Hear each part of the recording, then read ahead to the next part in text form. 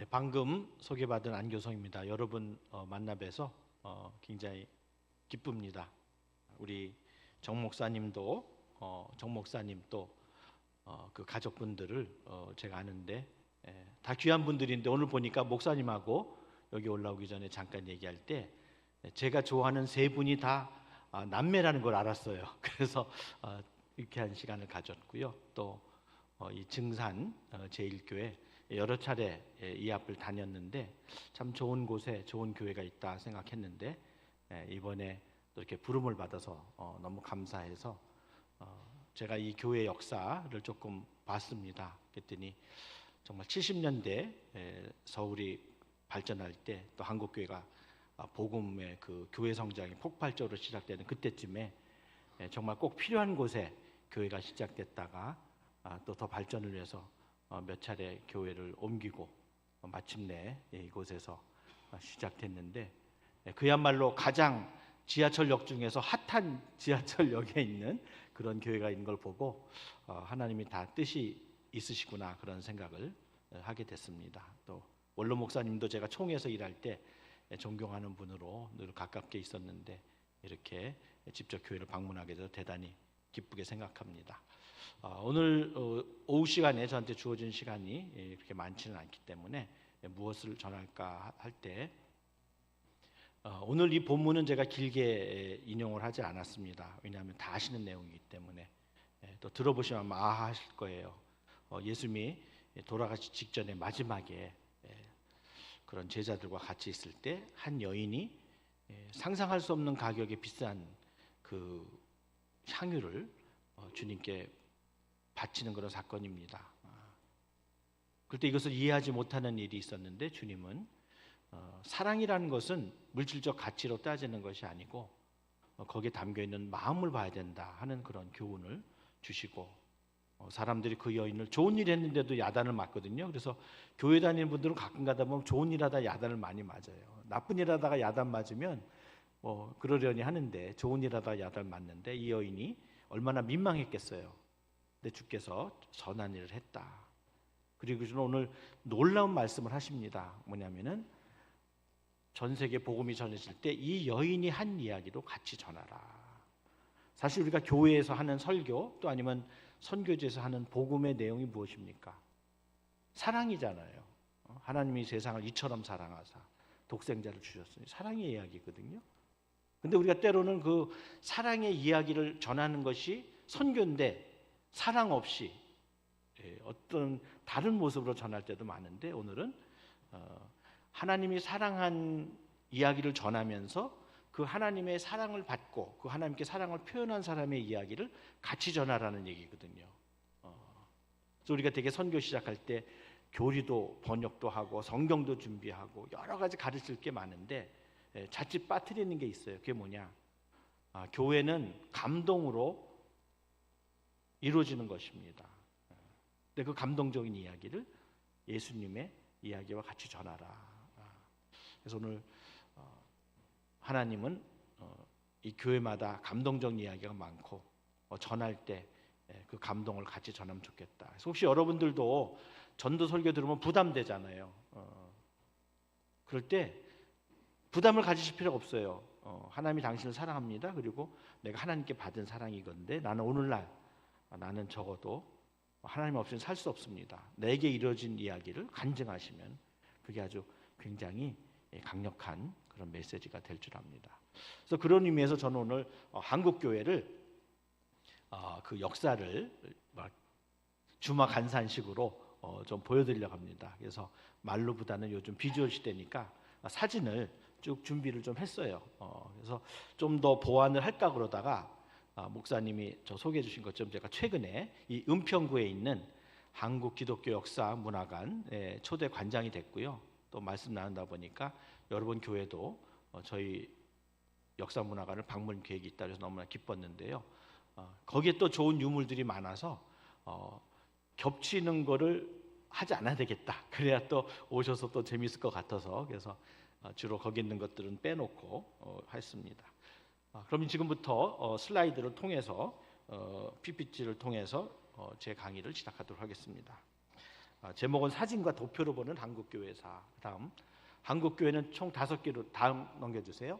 5시기로 크게 나눌 수 있습니다. 그래서 개국 이전, 그리고 개국 이후, 일제강점기, 해방 이후, 선교 100주년 이후. 그래서 1876년은 조일조약이라는 최초의 국제조약에 맺어졌는데 그때부터 당장 선교가 시작된 건 아닙니다. 그래서 선교사가 첫 번째 입국한 1884년 우리가 개국으로 기독교는 기준을 하기 때문에 두 연도를 냈고요. 그리고 1910년부터 일제강점기가 시작되고 1945년에 해방이 되고, 그리고 1984년 선교 100주년 된 이후의 모습으로 됩니다. 그 다음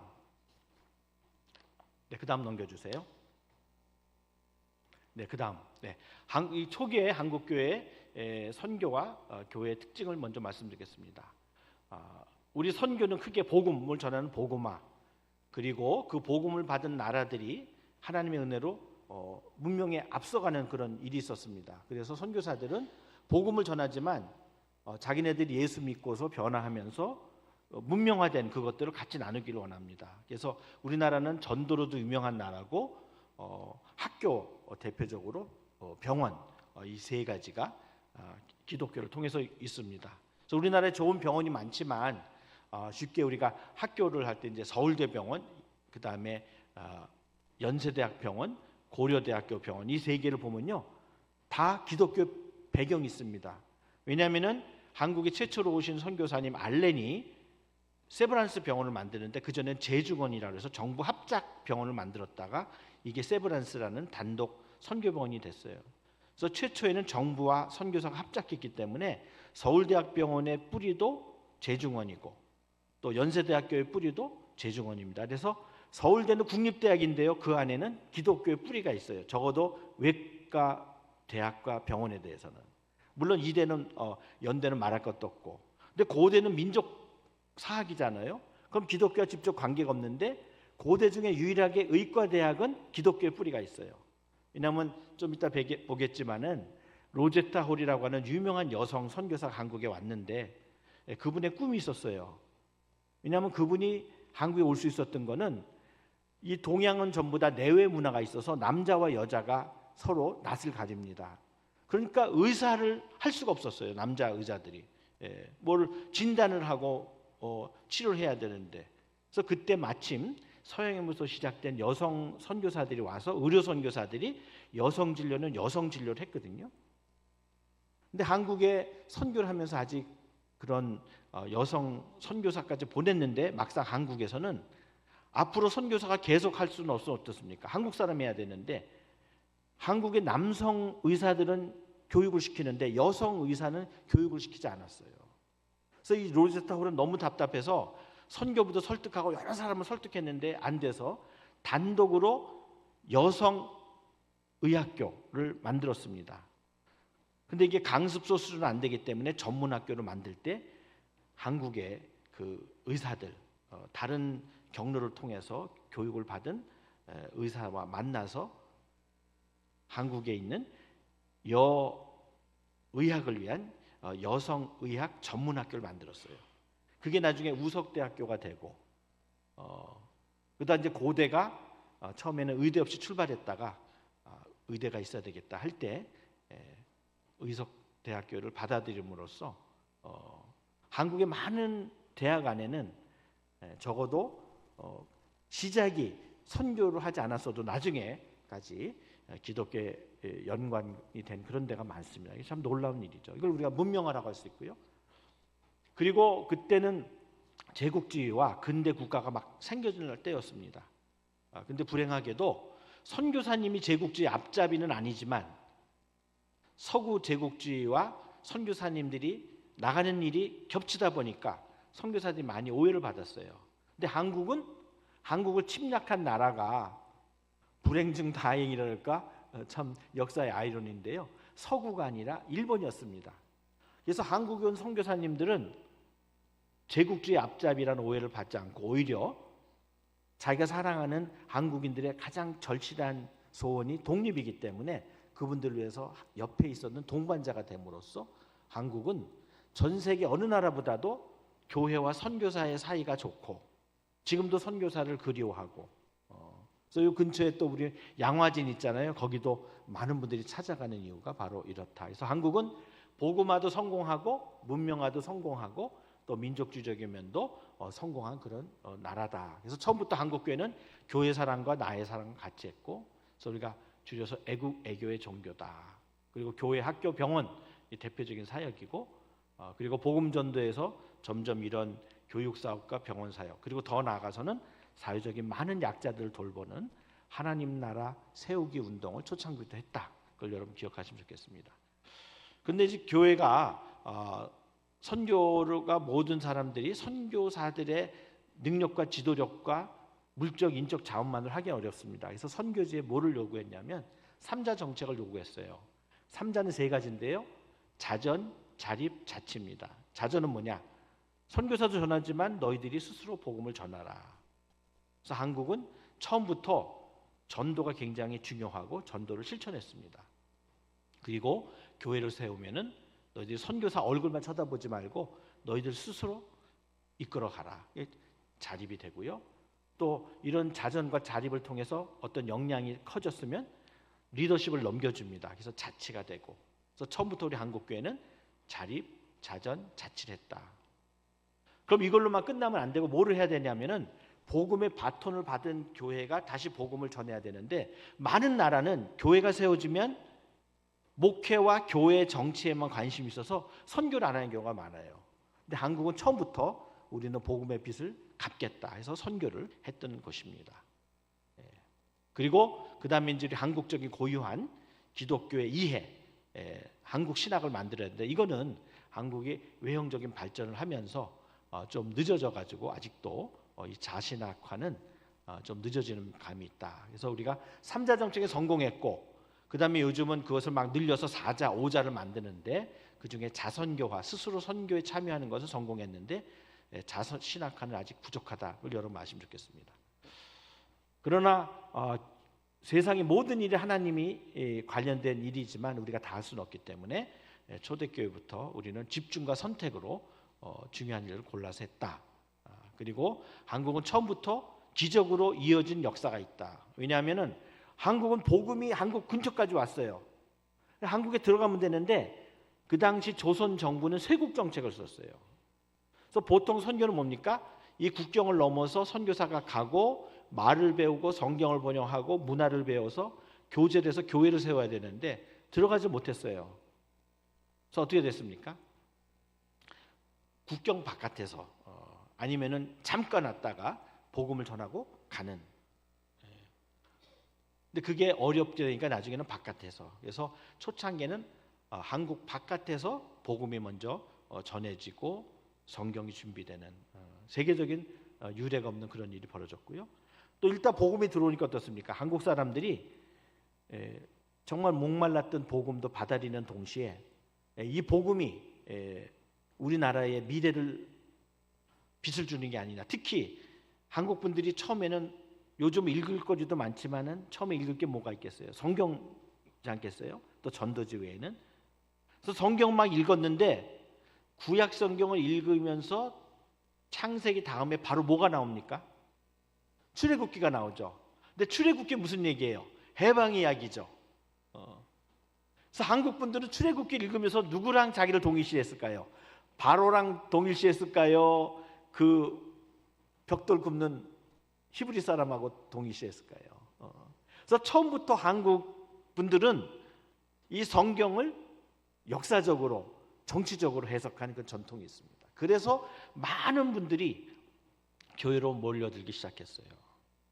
근데 한 번 정도는 우리가 교회는 다양한 이유로 올 수 있거든요. 그래서 제가 80년대 한국의 새신자 운동이 엄청 발달했어요. 그래서 젊은 학자들이 모여서 새신자 신학이란 걸 만들어 가지고 같이 한 적이 있는데 그때 교회에 나오는 동기를 물어본 적이 있어요. 근데 그 중에 가장 재밌는 게 뭐냐면 어떤 할머니가 매일같이 나와가지고 새로 만났는데 너무 꾸준하게 나오고 열심히 듣고 기도하고 가는 거예요. 나중에 그 할머니를 목사님이 여쭤봤어요. 아니 저 어르신 어떻게 교회 나오시게 되고 어떻게 처음부터 이렇게 새벽기도를 열심히 나오냐. 너무 정말 기특하고 어르신이지만 너무 감사하고 대견해서 여쭙더니 그분이 뭐라고 얘기했냐면 참 솔직한 분인 것 같아요. 가까운 절이 없어서. 뭐냐면 애 보러 왔어요. 딸이 이제 애를 낳아가지고. 근데 평생 새벽에 예불을 드리고 기회가 되는 데는 절에 가시는 분인데 여기 와 보니까 아침이면 깨서 해야 되는데 절이 없어요. 그래서 가까운 교회에 나와서 열심히 있었지만 그분은 속으로 전혀 복음과는 상관이 없었죠. 근데 그게 하나님이 부르심이죠. 그래서 결국은 말씀이 거기다 스며들면서 아주 믿자마자 모범적인 새벽 기도 나오는 교인이 되는. 그래서 한국도 이 문명화, 한국 혹시 예수 믿으면은 출세하는 거 아니냐 그런 사람도 있었고, 정말 복음 때문에 믿는 사람도 있었고, 때로는 정치적인 야망 때문에 믿는 사람도 있었고.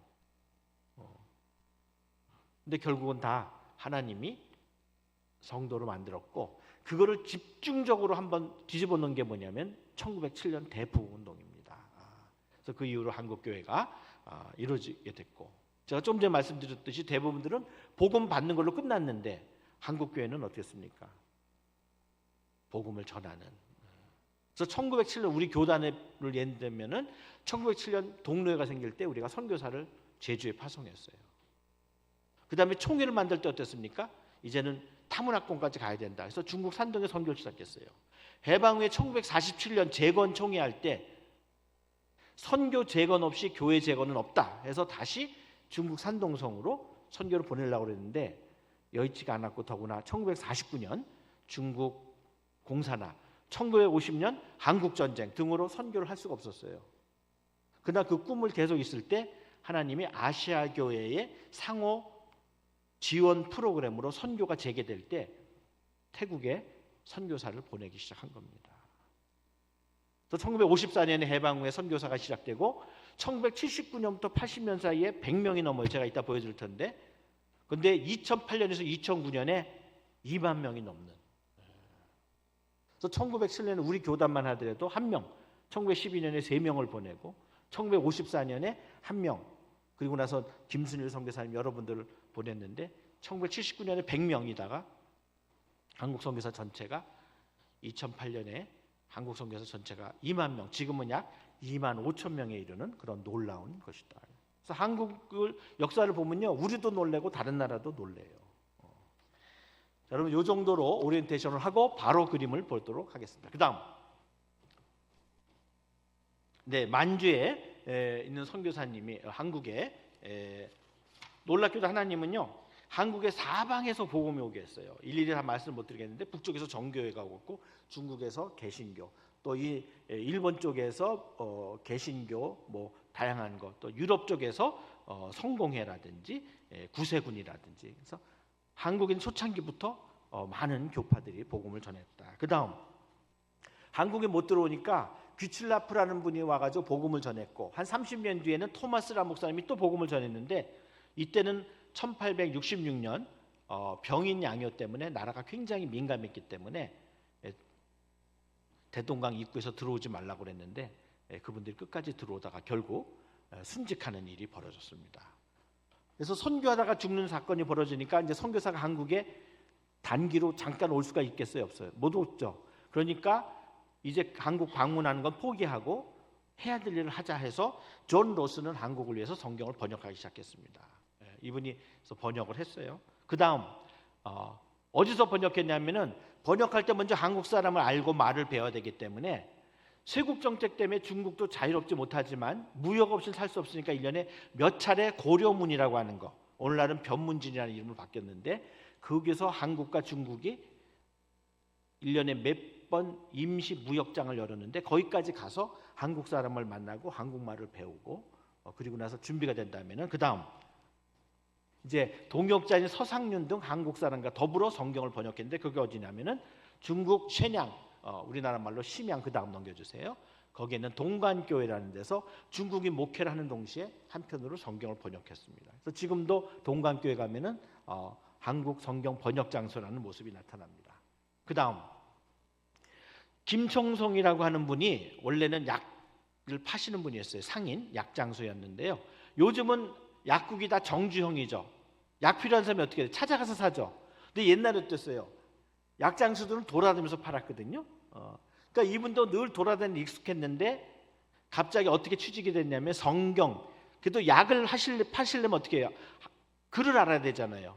그러니까 이분에게 초창기에 성경 번역에 교정을 보는 일을 맡겼어요. 그러니까 이분이 넘기면서 교정도 보고 인쇄하는데 그걸 읽다가 예수를 믿게 됐어요. 너무 좋았어요. 그래가지고 그 쪽복음을 달라고 그래가지고는 막 다니면서 만주에서부터 한국 사람이 스스로 전도하는 일이 벌어졌습니다. 그래서 집안이라고 하는 고구려의 그 아주 중심지인데요. 거기에도 교회가 생겼는데 지금은 이제 집안 시내로 나와가지고 저는 집안교회라고 하는 만주의 조선족 교회가 지금까지 있습니다. 그래서 19세기 말에 생겼던 게 지금까지 이어지고 있고요. 그다음 이제 만주에서만 하는 게 아니다. 이수정이라고 하는 그런 분이 임오군란 때 민비 나중에 명성황후를 구출하는 데 큰 혁혁한 공헌을 했다고 해서 나라에서 혜택을 줘서 비공식 유학생으로 일본을 갔습니다. 근데 이분도 학자니까 번역을 하고 싶었고 만지는 걸 보니까 그분들은 학자는 아니고 한글은 알아와 한자는 알아도 전문적인 학자는 아니니까 내가 또 하겠다 해서 성경을 번역했어요. 그래서 이걸 나중에 언더우드 아펜젤러가 한국에 올 때 일본을 거쳐오면서 그 성경을 가지고 들어오는 놀라운 일이 있었다. 그럴 때 마침 일본에 기독교 대회가 열리니까 이분이 거기 참석했어요. 그래서 일본 분들이 그 당시에는 검은 옷을 좋아했던 것 같아요. 다 검은 옷 입었는데 혼자 흰 옷 입고 딱 있는 포스가 느껴지는 분이 바로 이수정이라는 분입니다. 그다음 이제 개국했습니다. 그래서 드디어 그다음 넘겨주세요. 한국의 최초의 선교사였던 목회자 선교사 언더우드와 마펫이 들어오게 됩니다. 언더우드는 원래 장로교회 사촌이었던 개혁교회 출신이었는데 한국에 아직 자기 교단이 계획이 없자 교단을 갈아타면서까지 한국에 오신 분이고 마펫은 원래 장로교인으로 왔습니다. 그래서 언더우드는 훨씬 더 초교파적인 역할을 많이 했고 마펫은 교단을 정체성을 세우는 데 기여했던 분입니다. 그 다음 세계적으로 이 아시아에는 영국 장로교와 미국 장로교가 많이 선교를 했는데요. 영국 장로교는 그 표지가 뭐냐면 불타지 않는 덤불이고 미국 장로교는 십자가입니다. 그래서 누가 선교했는지를 보면 알 수 있어요. 그 다음 우리 교단 표시입니다. 그러면 우리는 영향이 어디가 더 컸을 것 같아요? 미국이 더 큽니다. 초창기에는 영국 선교사였던 로스의 영향을 받았지만 나중에 미국. 그리고 그 다음 우리 교단 명칭. 네, 우리 교단은 제가 한번 퀴즈를 내볼게요. 우리 교단의 이름은 대한예수교 장로교, 대한예수교 장로회, 대한예수교 장로교회. 4번 모르겠다.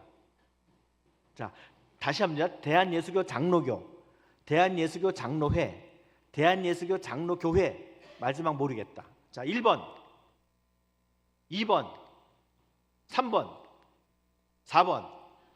제가 여기까지 다녔던 교회 중에 가장 성적이 좋습니다. 2번이 맞습니다. 그래서 원래 1905년에 선교사님들이 복음을 전했는데 한국교회가 너무 성장하니까 이제 한국교회를 만들어야 되겠다. 선교사 밑에 있는 게 아니라. 그래서 기왕이면 우리가 초교파를 만들겠다 해서 이름부터 정했어요. 대한예수교회라고. 근데 막 추진하다 보니까 잘 안 됐어요. 그래서 교단들이 생기기 시작할 때 우리 교단이 먼저 생겼는데 우리 교단이 그럼 우리 대한예수교회라고 하는 것은 존중하고 거기다가 우리 교단명을 넣자. 그러나 교를 넣으면 너무 독립된 것 같으니까 우리가 대한예수교라는 걸 놔두고 교는 그 안에 하나의 집단이고 언젠가는 우리가 하나가 되길 바란다 해서 굳이 뒤에다가는 회란 말을 넣게 됐습니다. 그래서 우리 교단 이름은 대한예수교 장로회. 근데 이게 좋다고 해서 그 다음에 나온 모든 교단들도 이것을 벤치마킹해서 다 졌어요. 근데 그 오리지널을 잘 따른 데는 다 회인데 모르는 분들은 교도 되고 교회도 되는 그런 일들이 벌어지는데 그거는 원래 뜻을 몰라서 그랬다. 자, 그다음 선교가 너무 잘 되니까 선교사님들 많이 오고 잘 되니까 어떻게 했습니까? 중국과 경쟁을 막기 위해서 신사협정을 맺어가지고 전국을 이렇게 나눠서요 6개 교파가 나눠서 했습니다.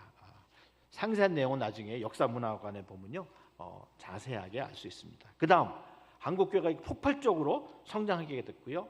한국 교회는 어떻게 했습니까? 그 다음 교육 입국이라는 마음으로 적어도 초등학교는 우리가 책임진다 해서 모든 교회마다 초등학교가 있었어요.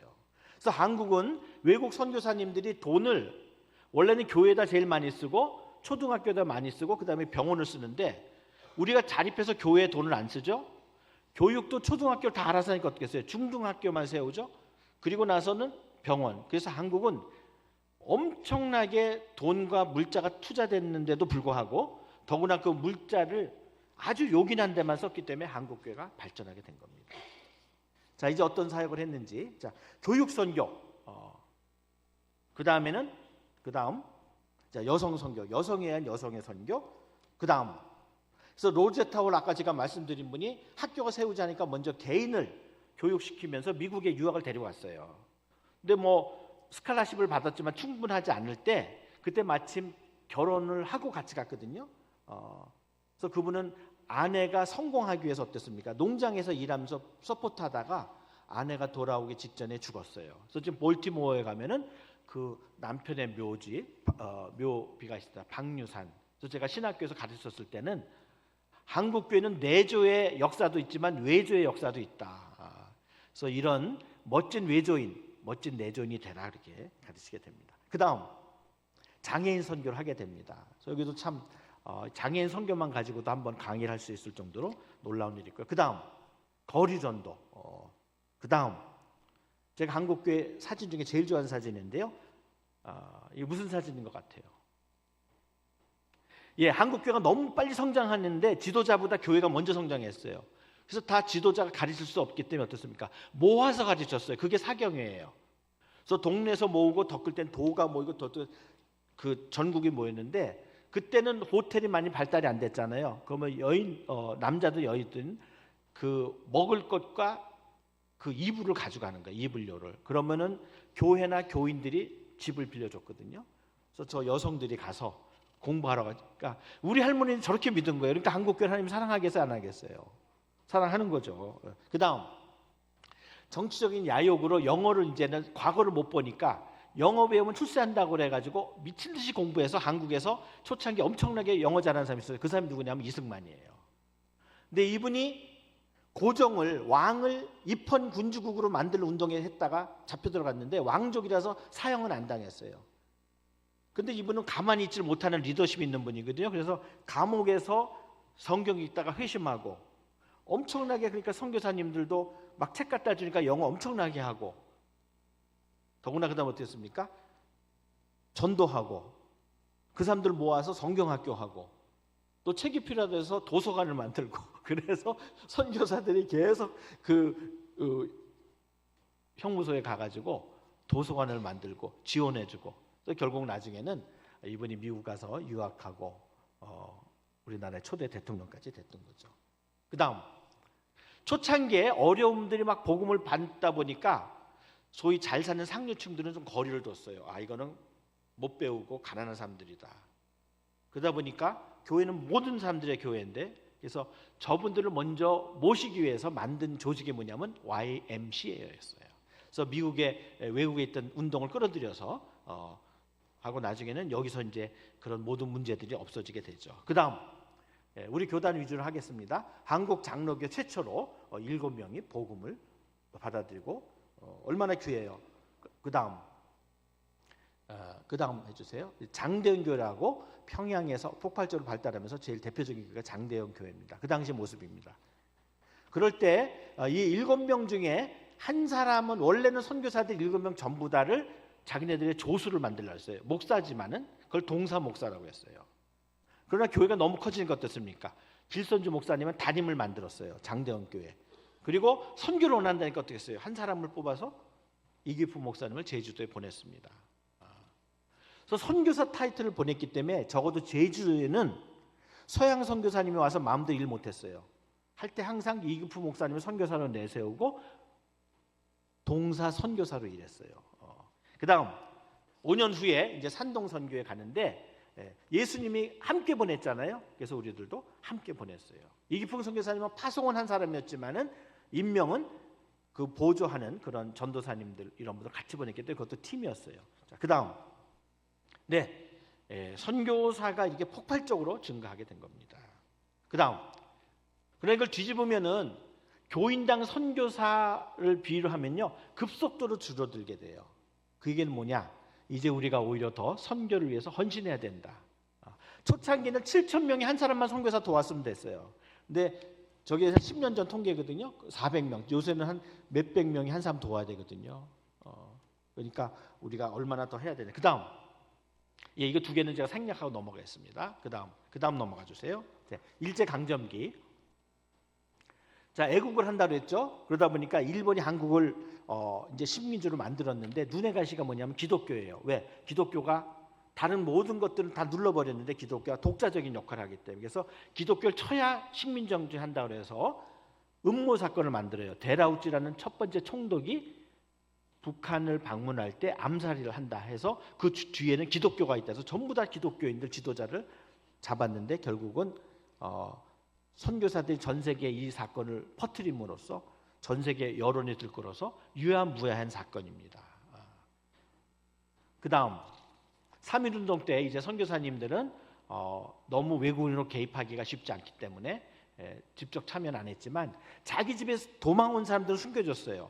그래서 그 모울이라는 선교사님이 잡혀 들어가서 재판받기 전에 저걸 용수라고 하는데요, 저걸 쓴 모습이고요. 그 다음 3.1운동 끝나고 났을 때 임시정부가 썼는데 가장 먼저 애국을 위해서 준비했던 분들이 기독교인이었기 때문에 결국은 이 대부분이 기독교인이었다. 그 다음 제가 아까 얘기했던 부흥회, 하나님이 길선주 목사님이란 뛰어난 부흥사를 불러서 한국에 부흥운동이 있었다. 그 다음, 그러나 일본은 이제 특히 전국을 식민지화하면서 도시, 경성을 식민지 도시로 만들었습니다. 그래서 뒤를 보면 중앙청이 있고요, 옆을 보면은 시청이 있고요, 앞을 보면은 신사가 있게 만들었습니다. 그래서 어디를 보더라도 기가 죽게 만든 게 경성의 구조였습니다. 그 다음, 남산의 신궁을 만들어서 신사참배하러 구름대 같이 가는 모습입니다. 그 다음, 거기에 거부했던 분들도 나왔죠. 그래서 이미 교단이 커졌기 때문에 교단 차원에서는 현실을 인정해서 신사참배 들어갔지만 일부 분들은 끝까지 목숨을 바치면서 돌아가시기도 하고 또 해방을 맞아 살아나오신 분들도 있습니다. 그 다음, 해방 이후입니다. 자, 국가와 더불어 교회가 재건이 되고요. 그런 신사참배 반대운동을 했던 가운데 살아있다가 해방된 분들이 있었어요. 그분들을 우리가 추록 성도라고 그래요. 감옥에 있다 나온 성도들. 그리고 그 다음에는 장로교가 남산 신궁터에다가 요즘으로 얘기하면 영적 전쟁이에요. 그래서 하필이면 거기다가 일부러 의도적으로 신학교를 만드는데, 이제 오늘날은 합동은 저기 신사동으로 가고 통합은 우리 광장동으로 가게 됐죠. 그 다음, 분단과 더불어 이북에서 많은 월남민들, 북한 이탈 주민 1세대죠. 지금 우리가 탈북자라고도 얘기하는데 월남민들이 오면서 그 당시 총망받던 한경직 목사님 중심으로 하면서 영락교회가 세워지고 한국 최초의 대형교회가 됩니다. 그 다음, 나라가 어수선할 때 손양원 목사님, 사랑의 원자탄이라는 분이 그 여순 사건과 관련되면서 이제 자녀들을 잃어버리게 됐을 때 그 살해자를 아들로 받아들이는 놀라운 그런 사랑을 보이고, 또 유교 전쟁 그 즈음에서 아버님도 돌아가신 일이 있고요. 그 다음 한국 전쟁이 벌어지게 되고, 그 다음 한국 전쟁에 많은 사람들이 참여했는데요, 선교사 자녀도 참여했어요. 윌리엄 쇼라고 하는 사람, 그 당시 하버드 대학교 박사과정을 있고 마치면은 선교사로 올라오는데 한국 전쟁이 터진 거예요. 공부하는 중에. 그때 기도했어요. 마치고 가서 더 좋은 선교사가 될까요? 아니면 급한 대로 갈까요? 해서 이분은 아예 한국에 참전했다가 이 서대문 쪽에 보면 안산, 인왕산, 노고산 쪽이 있거든요. 그 전쟁이 치열했어요. 시청으로 진격할 때까지.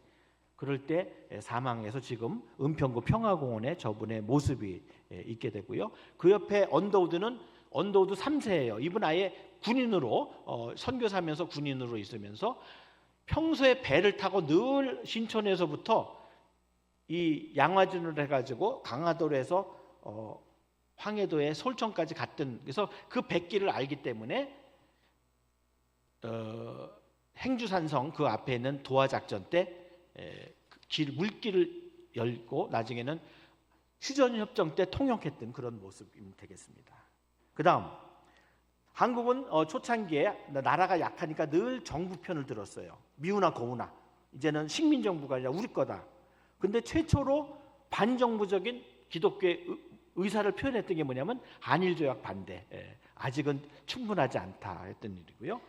그 다음에 이제 유신 헌법이 생기면서 이제 산업화 말에 이런 민주화 운동이 이제 일어나게 되면서 그 다음 넘겨주세요. 나라 사랑하는 조창기도회와 또 민주화를 위해서 핍박한 사람들을 위해서 기도하는 모교기도회라는 두 가지가 한국교회 모습이 됐습니다. 그 다음 전도대회 빌리그람 전도 사역 중에 최고로 성황을 이뤘던 것이 여의도. 지금은 여의도 광장에서 너무나 아쉬운데요. 그때부터 이 민족 복음화 운동이 엄청나게 일어났습니다. 그 다음 선교 100주년 1984년 바로 이 선교 100주년 저게 다 사람이에요. 점 같은 게. 그 다음 몇십 년 만에 분단 후에 최초로 70년대에 북한이 기독교를 세계적으로 접촉을 하면서 종교 자유가 없으면은 다른 나라와 교류가 안 되기 때문에 종교 자유를 제한적으로 허락하기 시작했어요. 그래서 북한에도 교회가 생기게 됐습니다. 그래서 그 북한 교회들과 한국교회가 최초로 한반도 바깥에서 만났지만은 같이 예배드리고 성찬식도 했던 1986년 근련 사건이 있으면서 이게 이제 한국 통일운동에 폭발적으로 일어난 일이 됐고 그 다음 민주화운동이 계속 이어지고요. 그 다음 이제 민주화운동이 1987년에 어느 정도 성공하면서 시민사회운동이 일어났는데요. 그 당시는 아직은 준비됐던 분들이 다 기독교인이었기 때문에 임시정부의 대부분이 기독교 인사였던 것처럼 시민운동도 대부분 누구였냐 하면은 기독교인들이 다 리더십이 갖췄던 것입니다. 그때 나온 대표적인 기관이 기운실과 경실련이 되겠습니다. 그 다음 옛날 얘기하면 1992년에 다미선교회가 엄청나게 있고요. 몽골에도 왔어요. 근데 제가 본 이단 중에서는 그래도 좀 신사적이에요. 왜냐하면 이분들이 예수님이 안 오니까 멘붕에 걸렸어요. 그래서 짐 싸가지고 돌아갔는데 어떤 일을 했냐. 몽골의 선교사님들 연합회인데 거기다 부탁을 했어요. 우리가 예수님은 전했는데 잘못 전한 것 같다. 근데 이분들이 예수님은 믿는다. 우리는 잘못한 걸 알고 돌아갔는데 이분들 어떡하냐. 당신네들이 받아서 좋은 교회 만들어달라. 그래서 몽골에서 그 교회를 우리가 같이 회의하고 선교사님을 해서 오늘날은 몽골에 한 서너 번째 가는 아주 큰 교회로 바뀌게 됐습니다. 자, 그 다음 통일운동의 한 일로 이제 봉수교회 다음으로 칠곡교회를 할 때는 아예 한국교회가 그걸 세워졌고요. 그 다음 1988년에 한국의 모습이 올림픽을 통해서 전 세계에 보이자 많은 새로운 이주 노동자들이 한국으로 오기 시작했어요. 그래서 90년대는 아예 노동자 선교 운동이 본격적으로 이루어지겠고요. 그 다음 안타깝게도 이제 한국이 막 컸는데 사람들이 뭔가 나타나기 시작하면 비판을 받게 돼 있죠. 한국교회가 성정을 했지만은 좋지 못한 모습을 많이 하니까 한국교회 깨는 것을 목숨을 건 단체가 생겼어요. 그게 뭐냐면 안티기독교가 나타난 겁니다.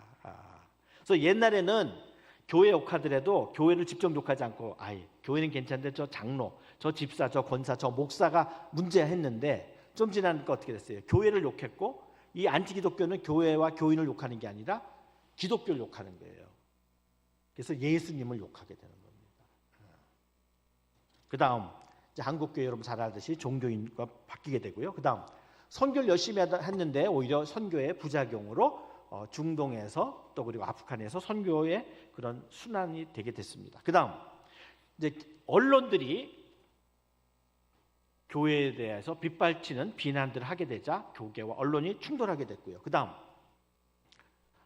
종교 편향, 한국교회가 커지다 보니까 역차별을 받았다고 하는 종교들이 나서서 기독교를. 그래서 저도 십몇 년 동안 문화체육관광부에 공직자 종교 차별 자문위원을 했어요.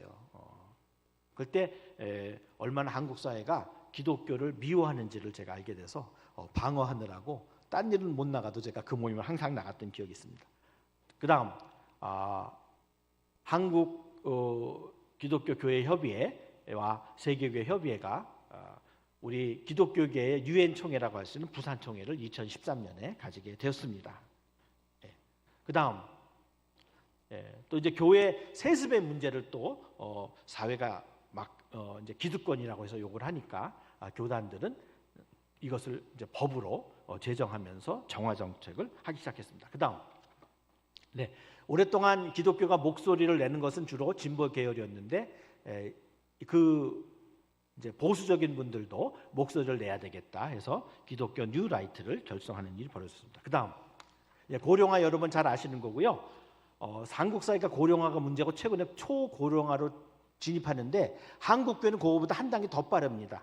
그래서 고령화 때 교회는 초고령화였고요. 사회가 최고령화되니까 지금 우리는 극초고령화로 가게 됩니다. 이게 이제 문제가 되는 거고요. 이거는 선교에도 반영이 됩니다. 그다음 잘 아는 저출산, 그다음 지방소멸, 그다음에는 우리는 오랫동안 단일 민족론으로 신학이고 정치학이고 사회학이 다 있는데 이제 한국은 더 이상 단일 민족이 아니다.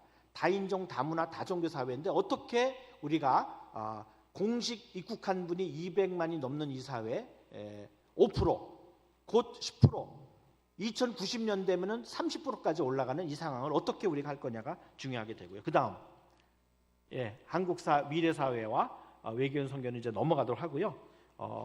우리나라에 들어오는 분들 중에 하나는 뭐냐면 이제 북한 이탈 주민이어서 그래서 1990년부터 폭발적으로 나타나서 2000년, 2010년대는 계속해서 2000에서 3000명대로 와가지고 했다가 최근에는 2020년에 들어와서는 100명 미만입니다. 그래서 15개였던 하나원이 지금 어떻게 됐습니까? 2개, 하나 이렇게만 조절하고 있거든요. 이 얘기는 뭐냐? 한국이 북한 이탈 주민 정책에 실패하고 있다는 얘기입니다. 그리고 더구나 그 모든 일을 감당할 교회가 정체하기 시작했죠. 그다음 종교, 그다음 넘겨주세요.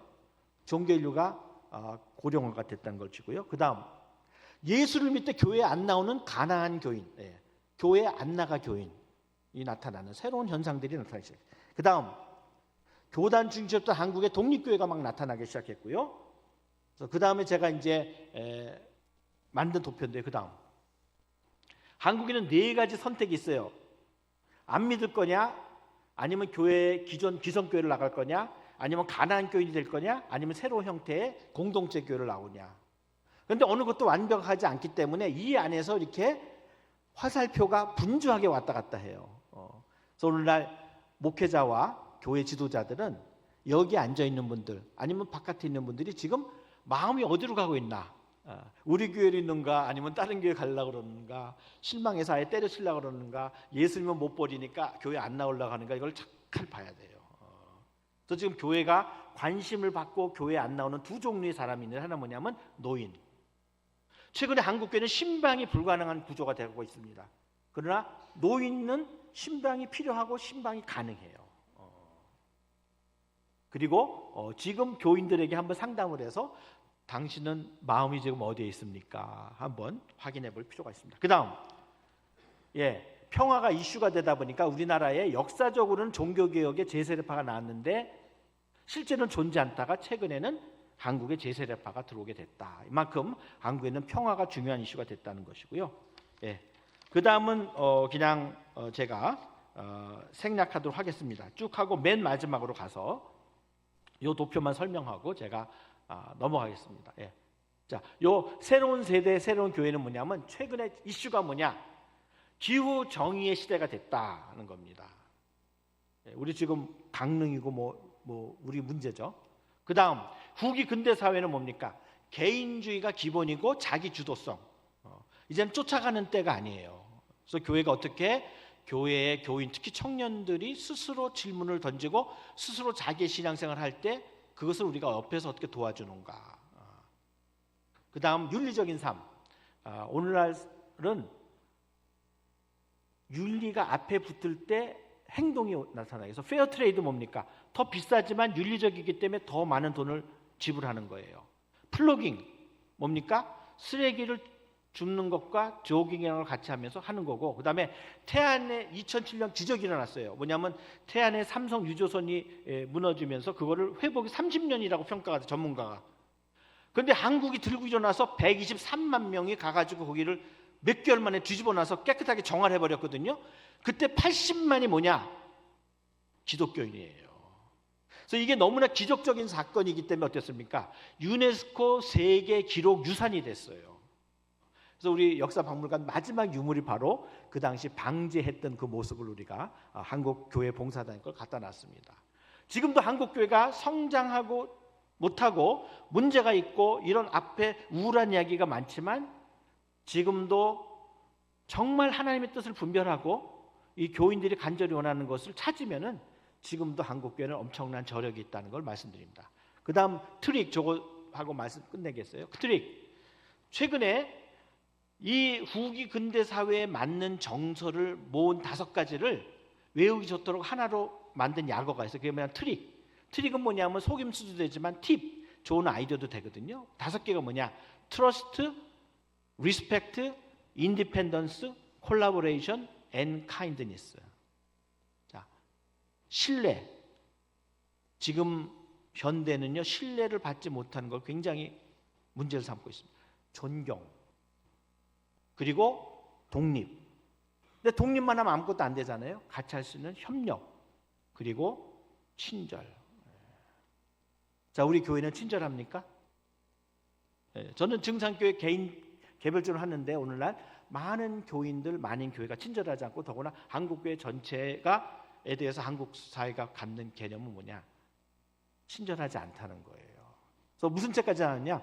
무례한 기독교라는 책도 나왔어요. 근데 오늘 한국 이 현대 사회 사람들은 일단 서로를 존중해주는 그런 소통의 태도로 카인드니스를 굉장히 한다. 그래서 이 교회 내에서부터 실천이 될 수 있기를 간절히 바랍니다. 그 외에 뭐 몇 가지가 있는데요. 그거는 시간상 제가 마치도록 하겠습니다.